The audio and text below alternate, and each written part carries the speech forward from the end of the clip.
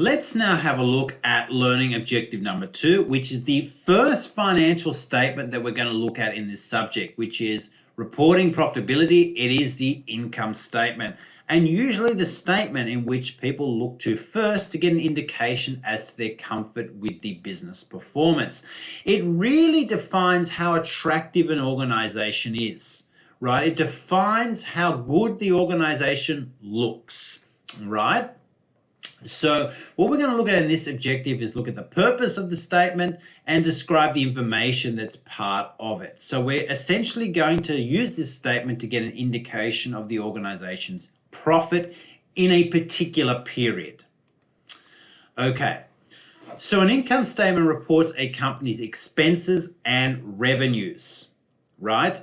So the revenues are the increase in resources resulting from the sale of goods and services or services. Expenses are the decreases in resources resulting from the sale of goods or services.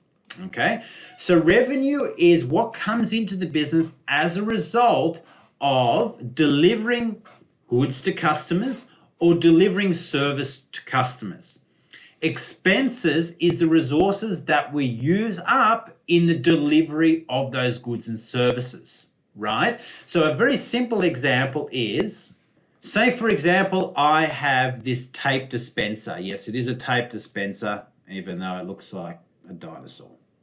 Anyway, so if I sold this in my business for $5, right, and I paid $3 from the supplier to acquire this piece of inventory. The revenue is $5. The expense associated with this is $3, which I use up to deliver the good to the customer. Okay, so $5 received from the customer in exchange for giving up this asset that cost me $3. Right, so the expense is essentially $3 in this case, right? Now, there could be other expenses associated with my business, renting the store, paying employees. These are all expenses necessary to sell products or deliver services. So what we do in the income statement is we connect the revenues with the sale of the products with the expenses associated with generating those sales. Right? And so therefore we can get a profit figure, which is the difference between the revenue and the expenses associated with generating that revenue. Okay, so what you hope is that you have a profit. So a positive difference between revenue minus expenses. Now, if you have a loss, then obviously your expenses are more. And so that's not something that's sustainable for a business over the longer term. Okay, now, we recognize revenue and expenses when they are earned. And we'll talk more about this as we progress through the subject. But basically, we earn revenues when we deliver the good to the customer. Okay, so I might deliver this good to the customer today and the customer pays me in 2 weeks' time. Okay, when did I earn the revenue? Right, I earned it today, because I delivered on my obligations to the customer today. When did I incur the expense? Today, because I basically used up a resource, which was my inventory, to deliver on that revenue. Okay, I might have paid for that inventory 12 months ago. That doesn't matter, all right? It matters when I used up the resource to essentially record the expense. So that's really important and something we'll come back to as we keep covering the subject. Okay, now one of the important things, or a couple of important things to do with the income statement is firstly the matching principle, which is where we match the revenues with the expenses, as I've already explained, within the period. So therefore we can get an indication of profit for that period. We also have the revenue recognition principle, which is when we record revenue when a resource has been earned.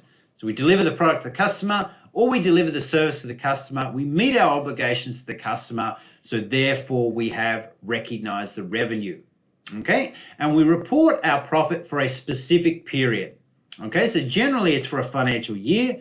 So the year ended, say, 30th of June 2019 or 30th of June 2020 to give us an indication of our profit over a specific period of time.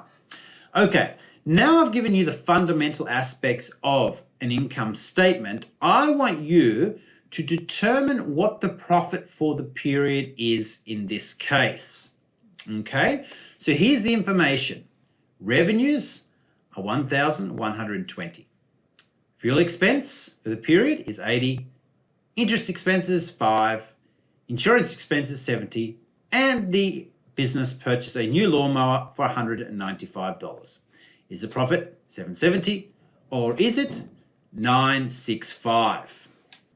Okay, so how did you go? Well, if we have a look at the income statement, which I've put together here, so it's for the month ending 31 January 2020. Now, a really important thing you need to note is when you draw up these income statements, you need to have the name of the business at the top, the name of the statement next, and then for what period this performance relates to. Okay, so we know that revenues are $1,120. We have expenses of fuel, interest, and insurance, which add up to $155, which gives us a net profit of $965. Now, some of you would have got $770 because you deducted the lawnmower. Okay, you treated it as an expense and therefore you got a profit of $770. So why did I leave it out in this case? Well, let's think about the lawnmower. The first thing is, when we look at expenses, we are associating the resources we have used up to generate the revenues here. So the question then is, did we use up the whole lawnmower in the month ending 31 January 2020 to generate these revenues up the top? And the answer will most definitely be no, right? The lawnmower doesn't wear out in a month, okay? It's not like fuel we buy. The day we bought the fuel, we might have used all of it and generated that revenue from the use of that fuel, okay? So, yes, sometimes assets can last a short period of time, okay? But it is very unlikely a mower is only going to last 1 month. Now, yes, there are people that go to Bunnings and buy new lawnmowers. It says on the lawnmower, they're meant to put engine oil in it. They don't put engine oil in it. They seize the motor, they destroy the lawnmower, and they throw it in the bin. That happens. But for a lawn mowing business, I would say that almost never happens, right? So therefore, the lawnmower is not included as an expense here. Now, some of you are going to be going, well, yes, that's fair enough, but we did use up that asset and we have reduced its useful life. And that, of course, is true because assets do not have an infinite useful life. So accordingly, shouldn't be recognizing some expense in the income statement? And the answer to that question is yes, you are absolutely right. We should be. And when we cover income statements in more detail, we will look at how to recognize the use of an asset and how we use that asset up over time. And essentially, we have something that's called depreciation, which is where we decline the value of the asset over time, and we recognize the fact that there is some depreciation expense associated with using that asset up over time, which we then include in this income statement, right? So we could say we've used up 1/10 of the asset's value, right? So the lawnmower cost $195. So if we used up 10% of its useful life in the month, then we would have a depreciation expense equivalent to 10% of $195, which would be $19.50, which would of course increase our total expenses. That is the way we will deal with the using of long-term assets and the decline in their value over time.